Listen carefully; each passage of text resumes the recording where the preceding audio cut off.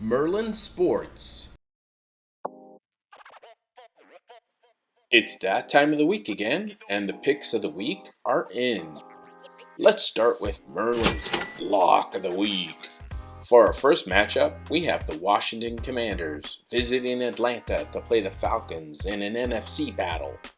Washington sits at 2-3 and is coming off a Thursday night loss to the Chicago Bears, while the 3-2 Falcons are coming off a 21-19 victory at home against the Houston Texans. Washington has been up and down so far this season, starting the season with 2 straight wins, followed by 3 straight losses. Quarterback Sam Howell has been up and down as well, with 6 touchdown passes and 6 interceptions. They've fallen behind badly in their last 4 games. Only a miraculous comeback against Denver allowed them to come back in week 2. Otherwise, they've played from behind in all but 1 game. Atlanta quarterback Desmond Ridder, on the other hand, has played fairly conservative, not taking too many chances, and the offense has been centered around their running game, with star rookie running back Bijan Robinson with over 500 yards combined rushing and receiving. Their defense has played well too. They haven't given up a 250-yard passer so far this season, so they've been quite effective. The key matchup is the Washington run defense against the Atlanta running game. I believe that Atlanta will exploit this matchup as Washington has not been good against the run this season, and conversely, Washington's run game has not been good and will have to rely on Sam Howell's arm. But Atlanta's pass defense has been good.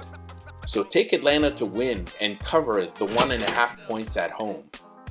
Next, let's turn our attention to the dog of the week. The 1-4 Minnesota Vikings take to the road and travel to Chicago to take on the 1-4 Bears.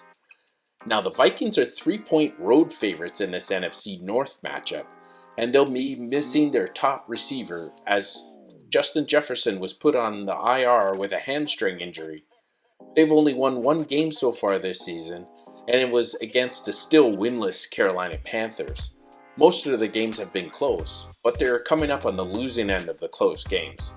On the other side, the Bears are coming off their first victory of the season when they beat up the Washington Commanders on the Thursday night game.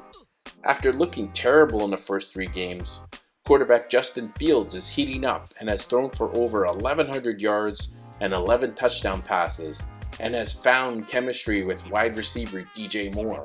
Over the last 2 games, Moore has caught 4 touchdown passes and over 360 yards receiving. Looking at this matchup, I see a close game as it's an NFC North division matchup. The key will be if Kirk Cousins is able to still pass at a high level without his favorite target, Justin Jefferson, in the lineup. Will they try to make an effort to establish a run game, or will Cousins find a new target? Can the Vikings stop the duo of Justin Fields and DJ Moore, who have caught fire the last 2 weeks? My feeling is that Chicago is able to move the chains easier than Minnesota and will actually win outright in this game. So take the points and Chicago in this one. Next, we have our bonus pick of the week. And this week we're going into Tampa Bay, where the Detroit Lions come to town to pay the Buccaneers a visit in another NFC matchup.